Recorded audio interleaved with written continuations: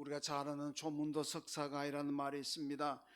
아침에 도를 듣고 깨달으면 저녁에 죽어도 좋다, 저녁에 죽어도 이한이 없다, 그런 얘기입니다. 과연 도를 깨달아 가지고 저녁에 죽어도 괜찮다고 하고 죽은 사람이 있을까? 아마 예수님 탄생하기 전에는 그런 사람이 아마 없었을 거라고 봅니다. 예수님께서 말씀하셨습니다. 진리를 알지니 진리가 너희를 자유케 하리라. 그러니까 우리의 모든 삶에 속박되고 얽매인 이 삶을 해방시켜 주시고 그 안에서 우리가 자유함을 누리게 하시는 진리는 누구냐? 예수 그리스도입니다. 그러니까 진리를 알지니, 예수를 알지니 예수가 너희를 자유케 하리라, 그런 말씀이죠. 예수님께서 빌라도 앞에 잡혀갔었을 때에 이 빌라도가 예수님께 묻습니다. 진리가 무엇이냐? 자꾸 진리 그러는데 진리가 뭐냐? 그때 예수님께서 내가 진리다 그랬습니다. 요한복음 14장 6절에서도 마지막 제자들에게 내가 곧 길이요 진리요 생명이다 이렇게 말씀하셨죠. 제자들이 예수님이 승천하신다 그러니까, 죽으신다 그러니까 두렵고 떨리고 불안합니다. 그때 내가 길이요 진리요 생명이다, 걱정하지 말아라, 그렇게 이제 말씀하셨는데, 오늘 우리 현대인들의 삶이라는 것이 늘 속박 가운데 살고 구속되고 얽매 있는 삶을 살아가고 있습니다. 정말로 오늘 현대인들이 완전히 모든 인생의 문제로부터 다 해방되어 가지고 완전한 자유를 누리고 완전한 해방을 누린 사람이 여러분 세상에 얼마나 있겠습니까? 모두가 경제적인 문제가 나를 올고매고 있고, 가족의 문제, 부부의 문제, 자녀의 문제, 사업의 문제, 직장의 문제, 건강의 문제, 하여튼 인간관계에서 오는 문제들, 이런 여러 가지 문제들이 항상 나를 속박시키고 구속시키고 얽매입니다. 이러다 보니까 내가 자유함이 없습니다. 늘 머리 아프고 골치가 지긋지긋하다 그러고 얼마나 힘들게 살고 있습니까? 여러분, 이런 삶을 살아가는 오늘 현대인들이 과연 진정으로 자유함을 누릴 수 있는, 이 모든 문제로부터 완전히 해방되어서 자유함을 누릴 수 있는 그 삶의 길이, 방법이 뭐겠습니까? 그건 바로 진리이신 예수 그리스도를 믿고 따라가는 삶인 줄로 믿습니다. 진리신 예수를 발견하면은 우리는 다 자유함을 누릴 수가 있다는 말씀입니다. 여러분, 진리라는 것은 아까 말씀드린 대로 예수 그리스도 자신입니다. 여러분, 빌라도가 자기 앞에 있는 자기 목전에 계시던 예수, 진리신 예수를 발견하지 못하잖아요. 그러니까 결국 자살하고 맙니다. 사람이 왜 자살을 합니까? 내가 육신의 문제, 정신적인 문제, 마음의 문제, 온갖 세상의 일들로 심적으로 육체적으로 너무너무 고통스럽습니다. 이 고통을 우리가 해결하지 못하고 이 고통의 문제를 극복하지 못하면은 결국 마지막에는 아이고 살아서 뭐하나, 차라리 죽자, 그래가지고 삶을 끝내버리잖아요. 그러니까 빌라도가 자살을 했다는 것은 여러분 진리를 발견하지 못했기 때문에 그 자기를 누르는 심적인 압박감들, 정체적인 문제가 되었든 무슨 문제가 되었든지 간에 그 문제들로부터 너무너무 괴로움을 받으니까 결국은 자살하고 말았다는 거 아니겠습니까? 여러분, 그러나 제자들은 진리이신 예수를 만났습니다. 예수 그리스도에게서 진리를 발견했습니다. 그러니까 정말 조문도 석사가 이런 이 말처럼 이제는 내가 죽어도 여한이 없다, 이젠 내가 예수에 살다가 오늘 밤에 죽어도 나는 아무런 미련이 없다, 나는 기쁘게 죽을 수가 있다. 이게 바로 죽음의 문제에서 자유했잖아요. 여러분, 사람이 살아가면서 많은 문제로도 자유함을 얻어야 되지만은 어떤 문제보다도 죽음의 문제에서 우리가 자유한다는 것은 이거야말로 진짜 자유함을 누리는 사람들인 줄로 믿습니다.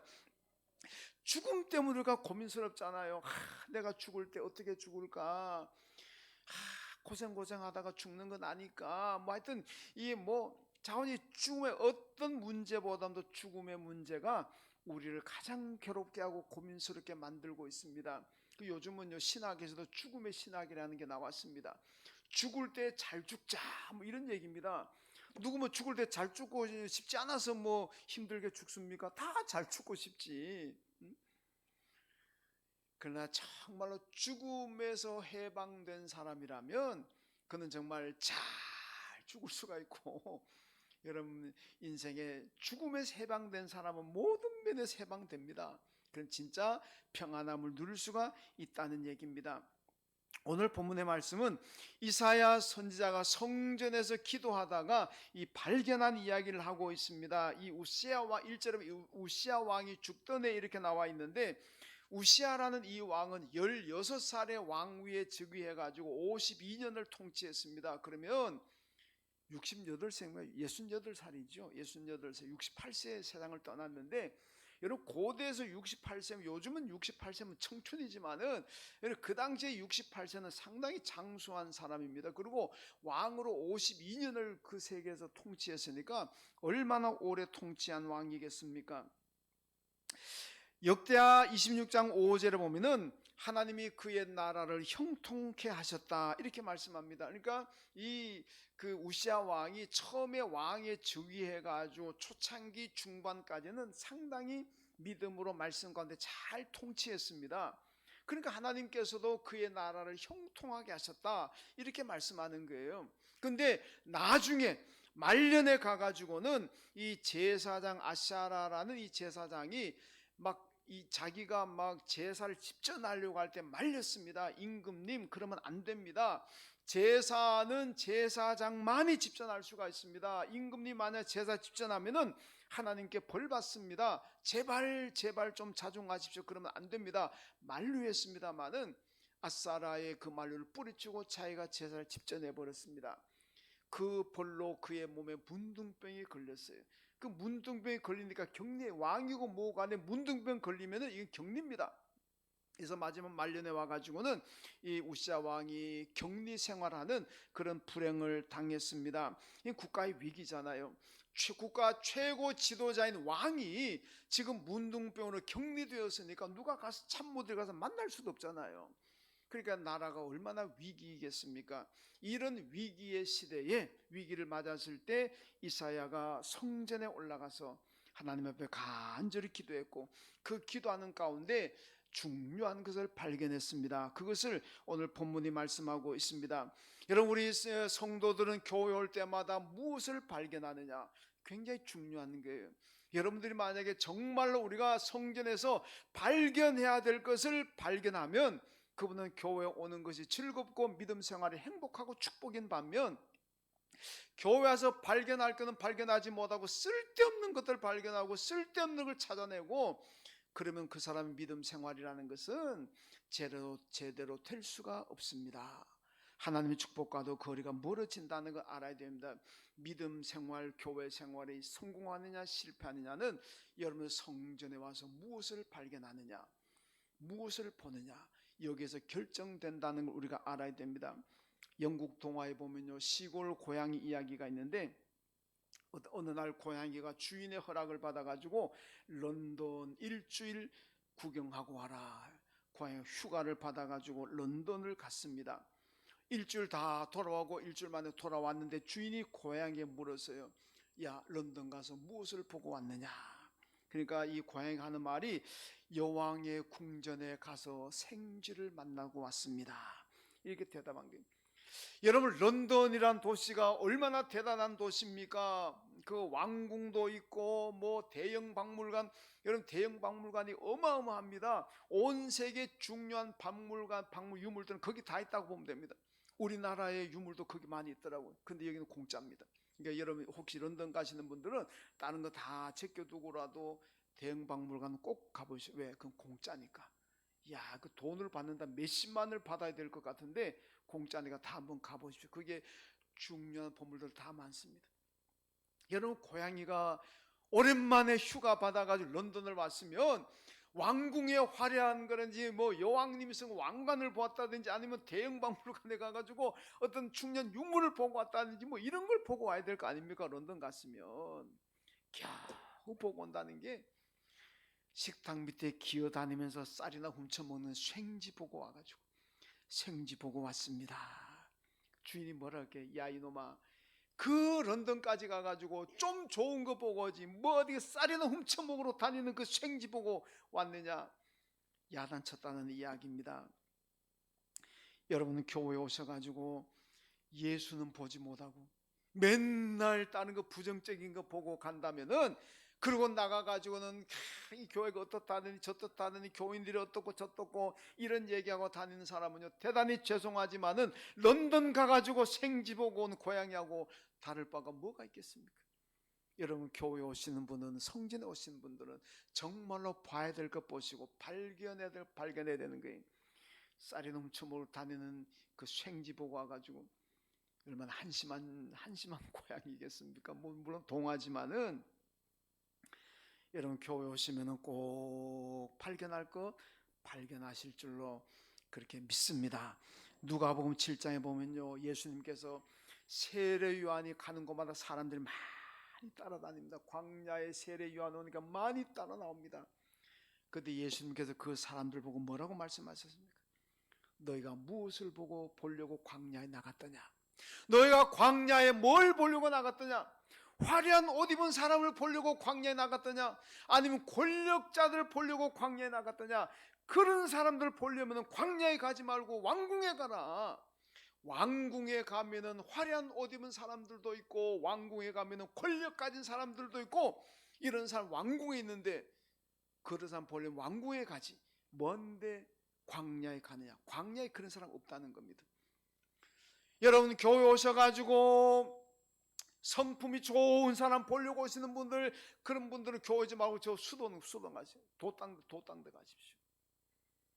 화려한 옷 입은 사람 보려고 오셨다면요, 그런 분들은 교회 오지 마시고 저 방송국 같은 이제 탤런트들, 배우들 얼마나 화려하게 옷 입고 다니면 그거 보시면 됩니다. 권력자들 보고 싶으시면요, 교회 오지 마시고 국회의사를 가든지, 뭐 지금 청와대는 아닙니다만 뭐 용산 거기 가든지 그런데 가십시오. 교회 와서 화려한 옷 입은 사람, 뭐 성품이 좋은 사람, 이런 사람들 보려고 와가지고 그런 사람 없으니까 교인들은 왜 뭐 어떤 뭐 그런 옷 입고 뭐 교회 가보니 권력 가진 사람도 하나도 없고, 그러고 나 이렇쿵 저렇쿵 그러지 말라는 거예요. 교회는 그런 사람들 보려고 오는 곳이 아니고, 교회는 와서 만나야 될 뿐이고 봐야 될 뿐이고 발견해야 될 것들이 교회에 있는 줄로 믿습니다. 여러분 교회는 세상적인 것을 찾는 곳이 아닙니다. 우리는 분명히 교회에서 찾아야 되고 발견할 것이 있습니다. 그것이 무엇이냐? 오늘 본문에서 이사야가 우리에게 보여주고 있습니다. 첫째로 이사야는 성전에서 하나님을 발견했습니다. 여러분 교인들은 먼저 성전에 오면은 무엇보다 하나님을 발견하고 하나님 만나야 될 줄로 믿습니다. 오늘 보면 1절 말씀 같이 읽습니다. 1절 시작. 우시야 왕이 죽던해 내가 본즉 주께서 높이 들린 보좌에 앉으셨는데 그의 옷자락은 성전에 가득하였고. 아멘. 이사야가 성전에 와서 기도하는 중에 그가 하나님을 발견했습니다. 성전에 가득히 충만하게 역사한 하나님과 그의 옷자락을 발견했다, 이렇게 말씀하고 있습니다. 여러분 성전은 언제나 하나님이 계시는 곳인 줄로 믿습니다. 역대하 7장 16절에 보니까 우리 주보 밑에도 여기 있습니다. 헌금자 명단 밑에 보면요, 내 눈과 내 마음이 항상 여기 있으리라. 솔로몬이 성전 건축하고 하나님 앞에 여러 가지 도움을 구하는 기도를 드리니까 하나님께서 걱정하지 말아라, 내 눈과 내 마음이 항상 이 성전에 있을 것이다. 그러므로 여러분 성전에 언제나 하나님이 계시는 줄로 믿습니다. 그 하나님을 성전에 와서 만나야 되고 발견해야 되는 겁니다. 여러분 교회에 오는 성도들이 교회에서 하나님을 발견하고 하나님 만나면 분쟁할 일이 없습니다. 다투고 싸울 일이 없어요. 왜 교회가, 어떤 교회들이 분쟁하고 싸우고 다투고 갈라지고 왜 서로 교인들끼리 원수가 되고 왜 이런 일이 일어납니까? 교회에 와가지고 만나야 되고 발견해야 될 하나님은 만나지 못하고 발견하지 못하고 맨날 사람들 모습 발견하고 사람들 행동 발견하고 이러니까 다투고 분쟁이 일어나는 겁니다. 여러분 그걸 하나님 발견하지 못하면 교회가 강도의 속을 되는 겁니다. 예수님께서 예루살렘 성전에 딱 들어가시는데 여러분 성전이 어떤 곳이 되었습니까? 장사들이 모여가지고 뭐 팔고 착취하고 매점 매석하고 성전을 완전히 강도의 소굴로 만들었잖아요. 그래서 예수님께서 다 엎어버리고 다 쫓아내버리고 기도하는 내 아버지의 집을 너희가 강도의 소굴로 만들었다. 그러고 다 쫓아내버리지 않았습니까? 여러분, 오늘도 마찬가지입니다.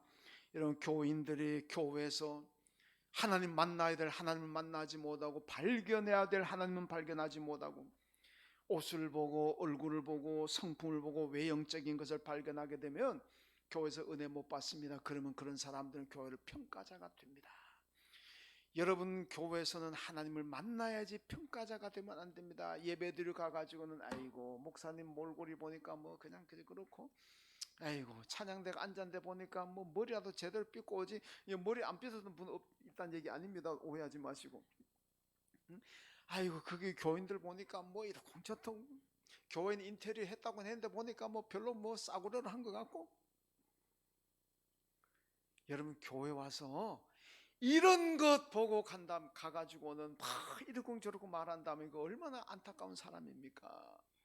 교회 와서 하나님 만나고 하나님 발견하고 가면은 예배 드린 것이 너무너무 기쁘고 너무너무 감사하고 은혜가 충만한데, 하나님 발견하지 못하고 가면은요 돌아가서 맨날 평가합니다. 교회가 어떻고 저떻고 교인들이 어떻고 저떻고 얼마나 불행한 일이겠습니까? 여러분, 하나님을 발견하면은 교회에 오고 싶어집니다. 교회가 그리워집니다. 왜? 좋으신 하나님이니까. 시편 84편 10절 말씀입니다. 자, 시편 84편 영상 떠 있는데 한번 읽습니다. 시작. 주의 궁정에서의 한 날이 다른 곳에서의 첫날보다 나은 점, 악인의 장막에 내 하나님의 성전 문지기로 있는 것이 좋사오니. 아멘. 여러분, 84편 시인이 뭐라 그럽니까?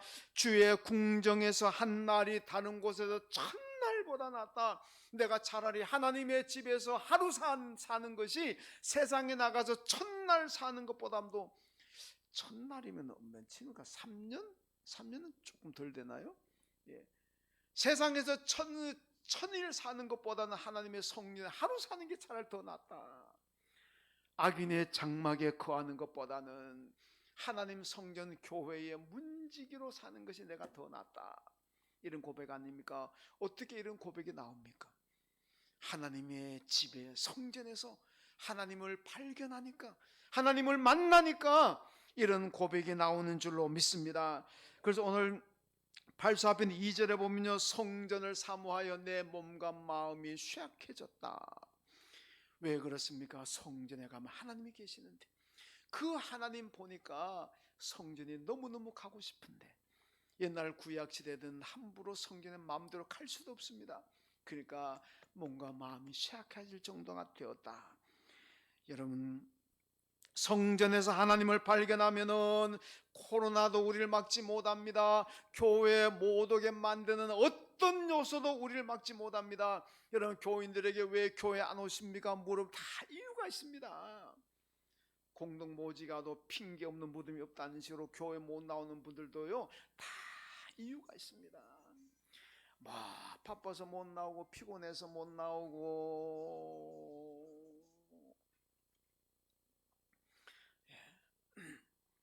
그리고 뭐 누구 보기 싫어 못 나오고, 뭐 이런저런 다 이유가 있어요. 추워서 못 나오고, 더워서 못 나오고, 눈 와서 미끄러워서 못 나오고, 뭐 어떻게 해서 못 나오고. 여러분, 왜 이런 이유와 핑계가 자꾸 생깁니까? 교회 와서 하나님을 만나지 못하기 때문에 그래요. 교회 와서 하나님을 발견하지 못하기 때문에 그런 겁니다. 여러분, 누구든지 간에 이 교회 와서 항상 여기 계시는 하나님을 발견하고 하나님 만난다면, 비가 와가 눈이 오게 문제가 되겠습니까? 코로나가 문제가 되겠습니까? 보기 싫은 사람이 있는 게 문제가 되겠습니까? 좋은 옷 없는 게 문제가 되겠습니까? 화장할 화장품이 없는 게 문제가 되겠습니까? 그냥 무슨 수를 써서라도 오는 거예요. 그래서 성도들은 교회일 때마다 하나님을 발견해야 됩니다. 오늘 이사야가 기도하는 중에 하나님을 발견합니다. 그러니까 이사야가 좋은 신앙 가지게 되잖아요. 여러분 교회 있을 때마다 꼭 다른 거 보지 마시고, 교인들 보지 마시고, 교인들의 무슨 몸매 보지 마시고 하나님 보시고 하나님 발견하십시오. 그러면은 교회가 그리워지고 사모하게 되고, 그러면 교회에 열심히 나오게 될 줄로 믿습니다. 교회 열심히 나오는 하나님 축복이잖아요. 자, 두 번째로 이사야는 성전에서 자신이 죄인임을 발견했습니다.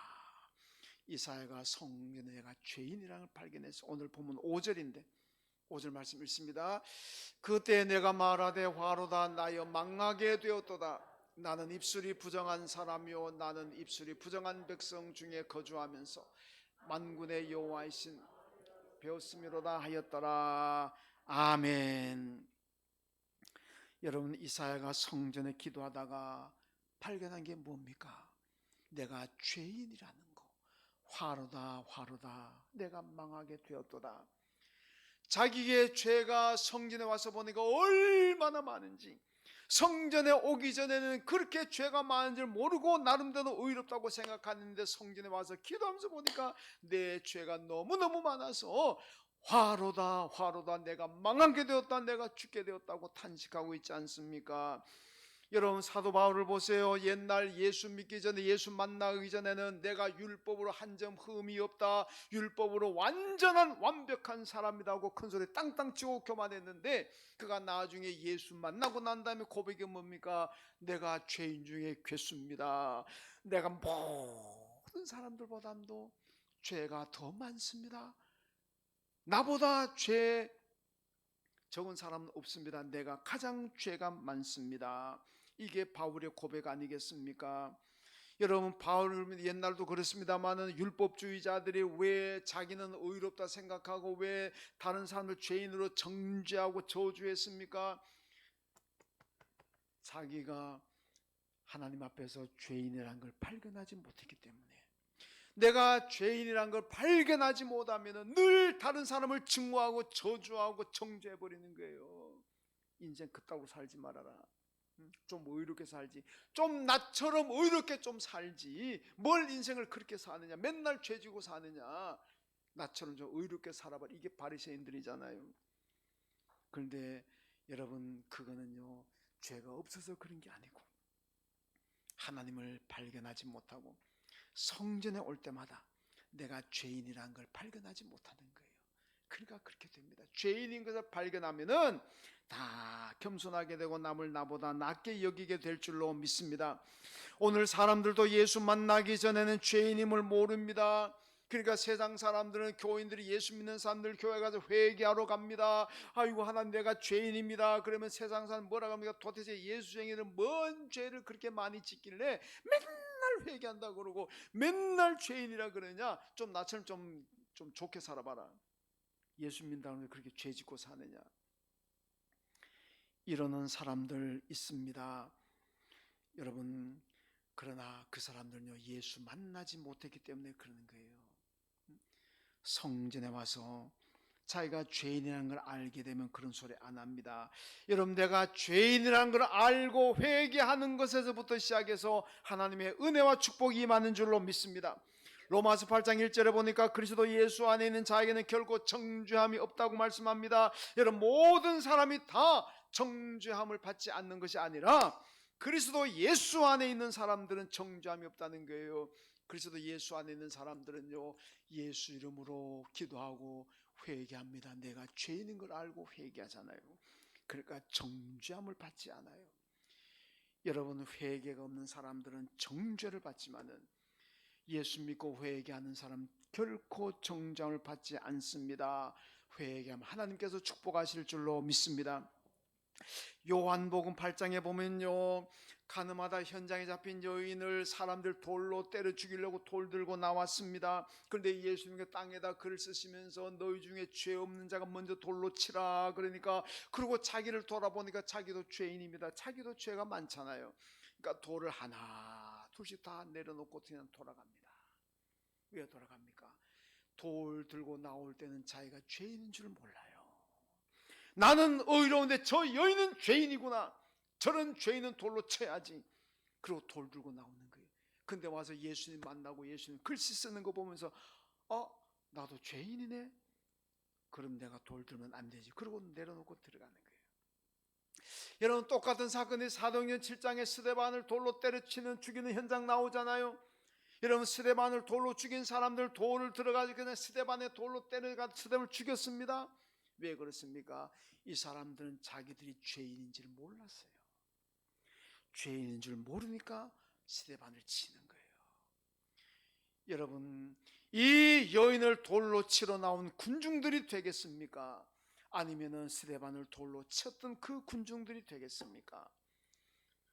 여러분, 어느 쪽에 속하고 있습니까? 여러분, 하나님 앞에서, 예수 앞에서 내가 죄인이라는 것을 발견하는 사람들은 남을 돌로 치지 않습니다. 남을 흉보지 않습니다. 나도 죄인인데 뭘 누구를 비난해? 나도 죄인인데. 그러나 자기가 죄인이라는 것을 발견하지 못하는 사람들은 그냥 이 사람도 돌로 때리고 저 사람도 돌로 때리고, 그 사람이 가는 곳마다 영적인 살인, 영적인 죽음자가 생겨나는 거, 돌로 맞아가 그 사람들 가는 곳마다 돌에 맞아 죽는 사람들 막 나오는 거예요. 왜? 자기 죄를 모르니까. 여러분, 그래서 우리는요 잘 기억해야 됩니다. 성전에 교회 오실 때마다 내가 죄인이라는 걸 발견해야 됩니다. 그래야 남을 돌로 치지 않습니다. 그래야 남을 비난하고 남을 증오하고 저주하지 않습니다. 교회 와서도 내가 죄인이란 걸 모르게 발견하지 못하면 이 사람도 비난하고 저 사람도 비난하고 여기도 돌 던지고 저기도 돌 던지고 맨날 돌 들고 다니면 누가 돌 칠 사람이 없나 요거 차고 있는 거예요. 이 얼마나 불행한 사람이겠습니까? 여러분, 교회 올 때마다 죄인임을 발견하시오. 그래야 이해와 용서로 잘 화합할 수가 있습니다. 아니면 돌로 쳐서 아픔이 생기고 상처가 생기고 돌에 맞아 죽어가는, 영적으로 죽어가는 사람들이 자꾸 생겨날 수밖에 없습니다. 여러분, 서로 우리가 용서하고 사랑하고 그리고 화목한 교회 만들어 갈 수 있는 비결은 여러분들 교회 오실 때마다 내가 죄인이라는 것을 발견하는 길일 뿐인 줄로 믿습니다. 여러분, 교회 올 때마다 내가 죄인이라는 거 꼭 발견하셔가지고 내가 있는 곳마다 화목하고 사랑과 은혜가 넘치는 그런 삶의 자리 만드시길 주님의 이름으로 축원합니다. 그 다음 세 번째는요, 이사야는 성전에서 자신의 사명을 발견했습니다. 사명 발견했습니다. 여러분, 성전에 오실 때마다 교회 올 때마다 사명을 발견해야 될 줄로 믿습니다. 오늘 보면 8절 말씀인데 8절 말씀 같이 읽습니다. 내가 또 주의 목소리를 들으니 주께서 이르시되 내가 누구를 보내며 누가 우리를 위하여 갈고 하시니 그때에 내가 이르되 내가 여기 있나이다 나를 보내소서 하였더니 아멘. 이사야가 성전에서 발견한 것은요, 사명입니다. 사명. 하나님께서 내가 이 어려운 시대에, 이 위기의 시대에 누가 나를 위하여 가서 말씀을 전할고 누가 복음을 전할고, 아무도 안 갈라 그럽니다. 그때 이사야가 주여 내가 여기 있습니다. 나를 보내주십시오. 내가 가겠습니다. 가서 죽는 한이 있더라도 가서 전하겠습니다.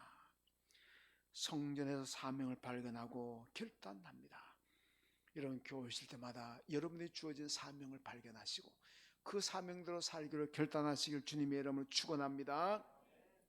미국의 앤 월터 핀 선교사가 있는데 이분의 의대를 졸업하고 중국 선교사로 갔는데 처녀의 몸으로 중국 선교사로 갔습니다. 그 엄마가 얼마나 걱정되겠습니까?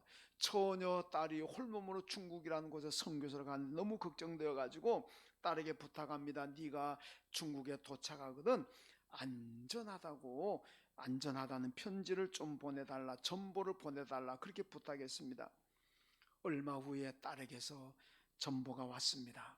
그런데 그 전보에는 안전합니다, 편안합니다가 아니라 어머니 즐겁습니다, 중국 선교가 즐겁습니다, 이렇게 전보가 왔습니다.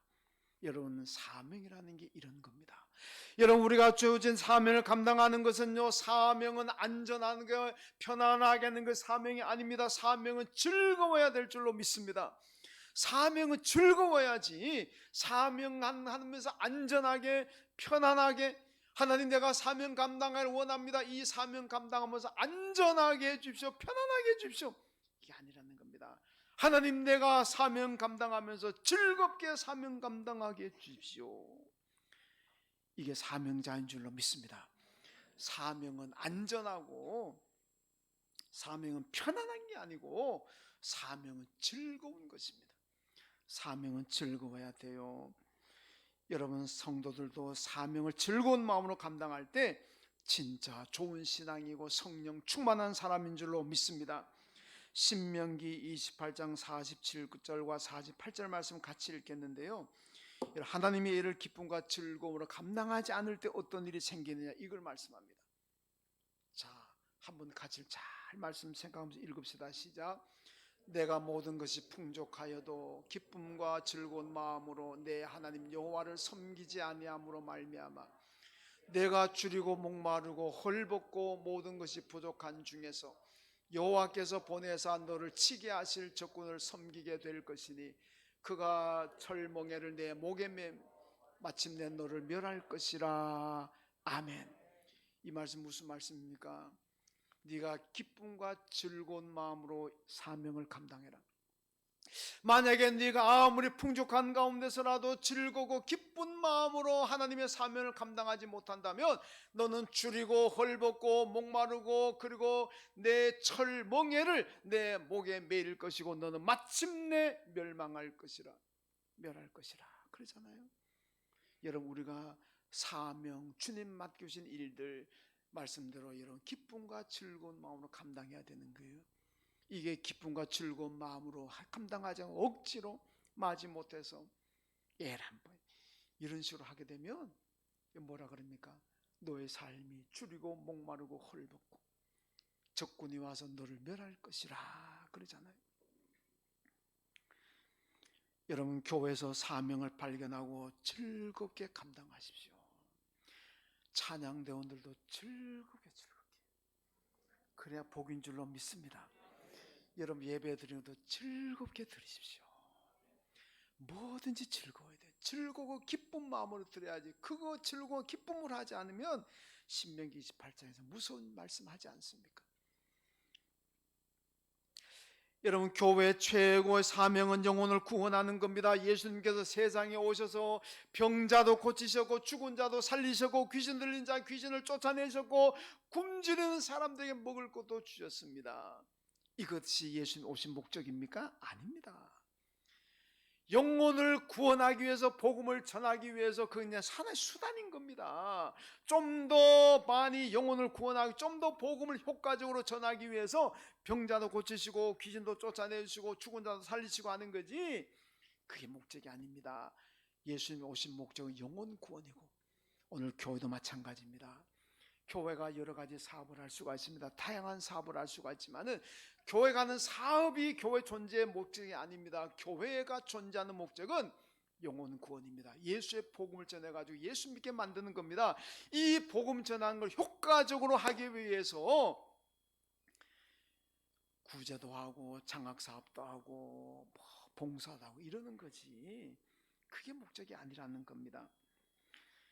여러분, 우리는 개인적으로나 교회적으로나 어떤 사명을 감당하든지 간에 기쁨과 즐거움으로 감당해야 됩니다. 시편 1편에 복 있는 사람도 말씀, 복 있는 사람은 그러면서 시작하잖아요. 죄인의 길에 서지 않고 오만한 자의 차례 않고 악인의 길을 따르지 않고.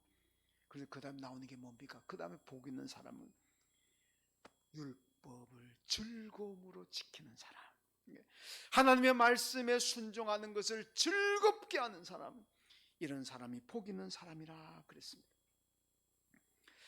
여러분, 짐 엘리어터라는 미국 선교사가 있는데 1950년도에 유명한 선교 영화인 창끝이라는 선교 영화가 나왔습니다. 저도 이 인터넷을 통해 봤습니다만은 이 영화 창끝의 주인공이 짐 엘리어터 선교사입니다. 이분이 남미 에콰도르 지역의 정글에 있는 아우카족에게 복음 전하려고 갔다가 순교를 했습니다. 4명이 들어갔는데 이분들이 그 아우카족에는 거기에 딱 비행기에서 내리자마자 그 자리에서 죽었습니다.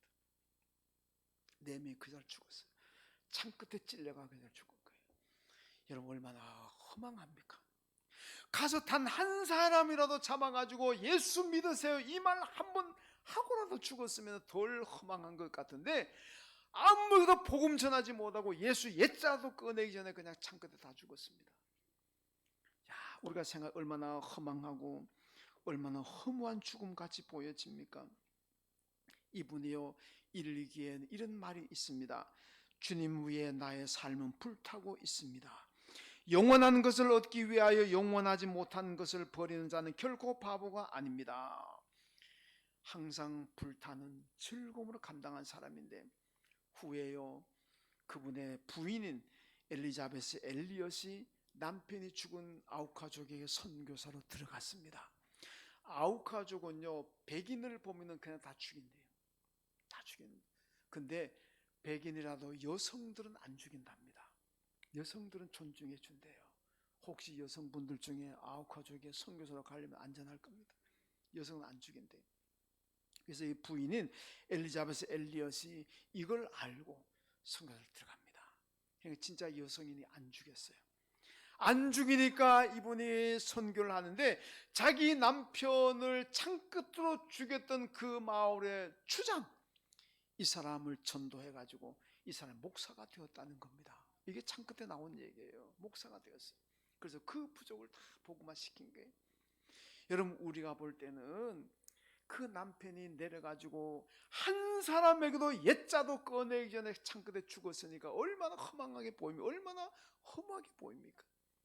그런데 그 죽음이 헛되지 않아가지고 그 부인을 통해서 그 부족들 다 예수 믿고 추장이 목사가 되었다는 것 아니겠습니까? 여러분, 주의 사명을 불타는 심정으로 즐거운 마음으로 감당하니까 하나님께서 기적적인 축복을 주신 줄로 믿습니다. 오늘 이사야서 보면요, 성전에 와서 이사야가 발견한 게 무엇입니까? 하나님을 발견했고, 내가 죄인이라는 것을 발견했고, 그리고 사명을 발견했습니다. 그래서 좋은 선지자 되었습니다. 여러분, 우리 성도들도 교회 와서 인간적인 것 찾지 마시고, 세상적인 것 발견하려고 그러지 마시고, 인테리어가 어떻네, 청소가 어떻네, 주방의 밥맛이 어떻네, 사람들의 모양이 어떻네, 그런 거 찾아가지고 그런 거 발견해가지고 무슨 뭐 나아가 이렇게 저렇게 하지 마시고, 여러분 교회 오실 때마다 이사야처럼 먼저 하나님 발견하시고, 그 다음에 내가 죄인이라는 것 발견하시고, 그리고 내 사명을 발견하셔서 기쁨과 즐거움으로 감당하십시오. 그럴 때 여러분, 우리 교회가 좋은 교회, 여러분 좋은 성도들, 하나님 축복받는 사람들 될 줄로 믿습니다. 하나님 감사합니다.